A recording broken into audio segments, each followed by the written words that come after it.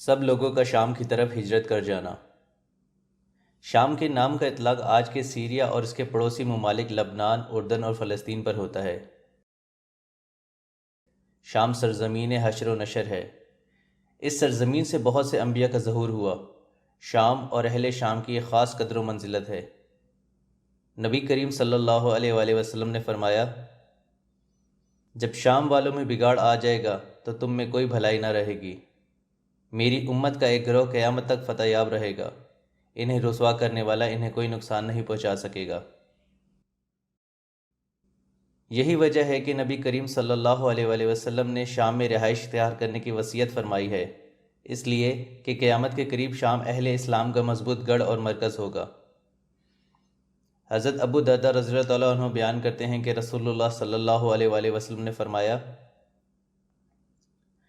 فتنے کے دنوں میں مسلمانوں کا مرکز غوطہ ہوگا جو دمشق نامی شہر کے ایک جانب ہوگا، اور وہ شام کا بہترین شہر ہوگا۔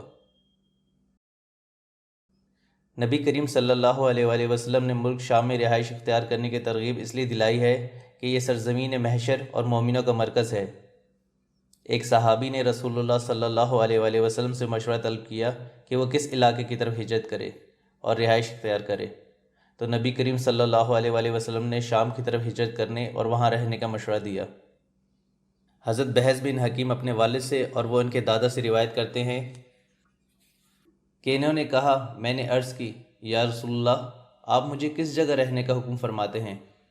آپ نے شام کی طرف اشارہ کر کے فرمایا، یہاں۔ قیامت قائم ہونے سے پہلے مومنوں کی غالب اکثریت وہاں ہجرت کر جائے گی، بلکہ ہر مومن وہاں چلا جائے گا۔